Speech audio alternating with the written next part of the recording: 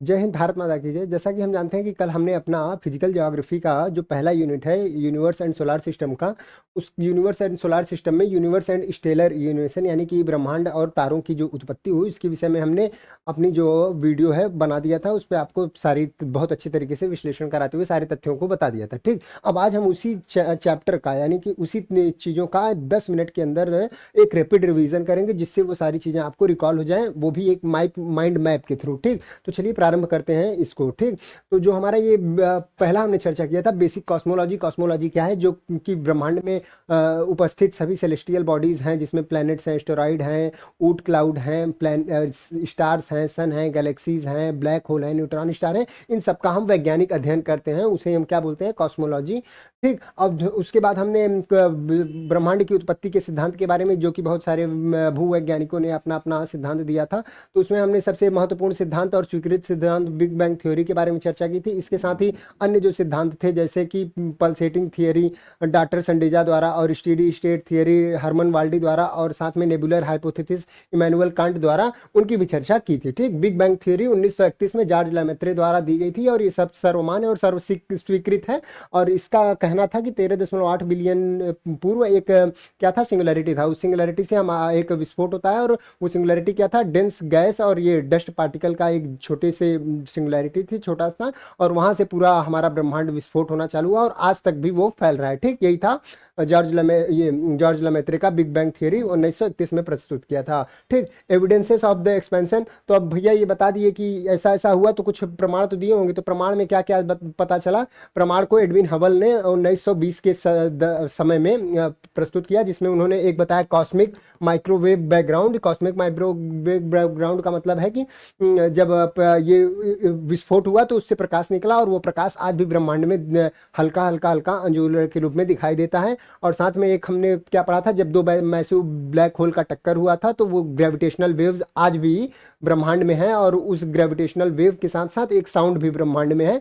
उसे हम क्या बोलते हैं? ग्रेविटेशनल तरंगों के नाम से जानते हैं, एक साक्ष्य, और दूसरा क्या हो गया? Cosmic microwave background. एक हो गया रेड शिफ्ट। रेड शिफ्ट में बताया था कि जो क्या कहते हैं, जो तारे हमसे या जो चीज हमसे दूर जाती है, उसका उसका केवल हमें लाल रंग दिखाई देता है, जो कि डॉपलर प्रभाव पर आधारित है। ठीक, तो जो पास आती हैं उनमें नीला रंग दिखाई देता है। रेड शिफ्ट था क्योंकि वो दूर जा रही है। ठीक, डार्क यूनिवर्स के बारे में बताया था कि जो हमारा पूरा यूनिवर्स है, उस यूनिवर्स से केवल हम 15% चीज को देख पाते हैं, 85% चीजें क्या है? डार्क मैटर में है। ठीक, उसको हम देख ही नहीं पाते हैं, उनको केवल ग्रेविटेशनल वेव के थ्रू इंटरेक्शन करके महसूस किया जा सकता है, नग्न आंखों से प्रकाश के थ्रू नहीं देखा जा सकता। ठीक, गैलेक्सीज के बारे में बताया कि गैलेक्सीज क्या है? गैलेक्सीज एक मतलब कि इनके बीच में क्या होता है? एक सुपर मैसिव ब्लैक होल होता है, साथ में क्या होता है? इनके अगल बगल क्या होती हैं? इनके आर्म्स होते हैं, और साथ में इनमें सन होते हैं, डेब्रीज होते हैं, डस्ट पार्टिकल होते हैं, और गुरुत्वाकर्षण के माध्यम से ये बंधे होते हैं। ठीक, तो वो गैलेक्सीज होती है। 3 प्रकार की गैलेक्सीज के बारे में भी हमने बताया था, अनियमित बताया था, और जो इरेगुलर बताया था। 3 प्रकार की गैलेक्सीज थी। और ये स्टेलर इवोल्यूशन के बारे में बताया था कि तारों की उत्पत्ति कैसे हुई। तारों की उत्पत्ति में हमने क्या बताया? तारों की उत्पत्ति को हमने किस तरीके से बताया? तारों की उत्पत्ति देखिए, सबसे पहले क्या हुआ कि एक डेंस पार्ट नेबुला था। नेबुला से क्या होता है? नेबुला वो क्या है? डेंस गैस और डस्ट पार्टिकल का वो था, वो कोलैप्स होता है। कोलैप्स होने की वजह से क्या होता है? उसमें मोशन आता है, और कोलैप्स जब यानी कि जब वो एक जगह हो जाता है तो उसमें टेम्परेचर बढ़ जाता है, डेंसिटी बढ़ती जाती है, टेम्परेचर बढ़ता जाता है। जैसे ही टेम्परेचर बढ़ता है, एक बात के एक देर और टेम्परेचर बढ़ते बढ़ते क्या होता है? उसमें संलयन की प्रक्रिया चालू हो जाती है। संलयन की प्रक्रिया में क्या होता है? हाइड्रोजन एटम हीलियम एटम में चेंज होने लगता है, और उससे बहुत मात्रा में ऊर्जा उत्पन्न होती है, और वो क्या बन जाता है? एक स्टार के रूप में स्टार बनने लगता है धीरे धीरे। और जब ये प्रक्रिया क्या होती है? खत्म होती है, यानी कि संलयन की प्रक्रिया उसमें समाप्त होती है, यानी कि तारे का ऊर्जा समाप्त होने लगता है, तब उस स्थिति में क्या होता है?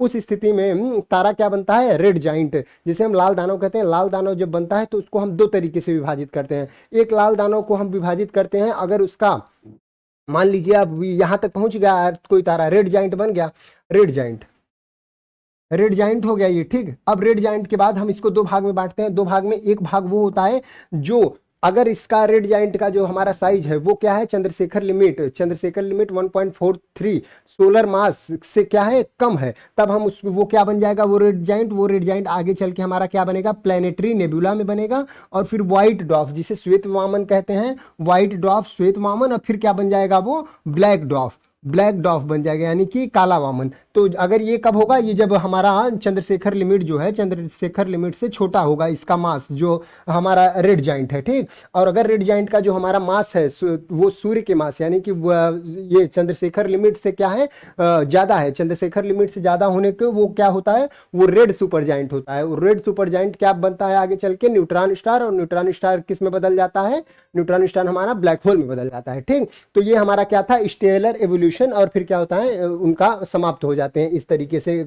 यहाँ पे सबसे पहले उनका, अभी हमारा सूर्य किस स्थिति में, सूर्य में अभी केंद्र में चालू हुआ है क्या, सूर्य में अभी केंद्र में उसके संलयन चालू हुआ है, यानी कि वो एकदम नया सूरज है। धीरे धीरे हमारा सूरज भी क्या बन जाएगा, एक ब्लैक डॉफ बन जाएगा, या तो क्या बन जाएगा, एक वो बन जाएगा, ये बुक क्या बोलते हैं, ब्लैक होल। चलिए अब आगे बढ़ते हैं। कॉन्स्टिलेशन के बारे में बताया था, कॉन्स्टिलेशन में हमने क्या बताया था आपको, चलिए हम एक एक करके आगे भी बता देते हैं।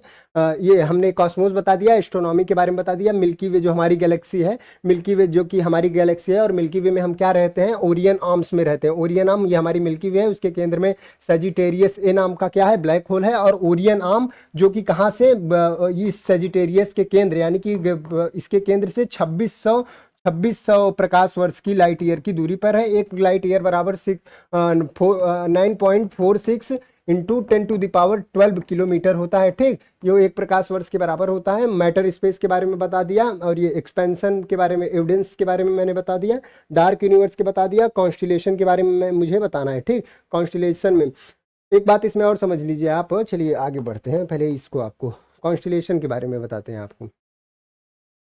मिल्की वे के स्ट्रक्चर के बारे में बता दिया, सेंट्रल बल्ब जो बताया था उसमें सेजिटेरियस ए नाम का एक ब्लैक होल है, ओरियन आर्म में हमारा वो स्थित है, ये बता दिया।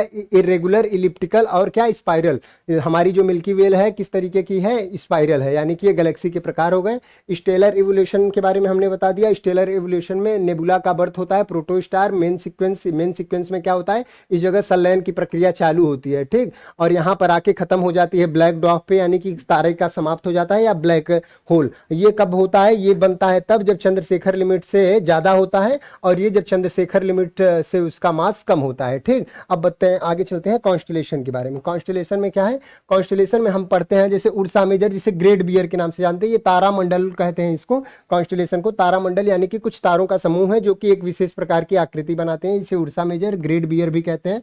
ओरियन में एक है हमारा, एक है कैसोपिया, और एक है पोलर स्टार, ठीक। लगभग 88 अभी तक ऐसे आइडेंटिफाई किए गए हैं, क्या नाम है, कॉन्स्टिलेशन यानी कि तारामंडल, ठीक। ये महत्वपूर्ण तारामंडल हैं जो अक्सर परीक्षाओं में पूछे जाते हैं। तो मैंने आपको माइंड मैप के थ्रू सारी चीज़ें रिवाइज करा दी, ठीक है ना। तो मुझे लगता है आप ये सारी चीज़ें एक बार देख लिए होंगे, और आप लोगों को चीज़ें समझ में भी आ गई होंगी, ठीक। तो मिलते हैं फिर अपने नए वीडियो के साथ, जिसमें हम सोलर सिस्टम को इसी तरीके से कवर करेंगे। तब तक के लिए धन्यवाद। जय हिंद, भारत माता की जय।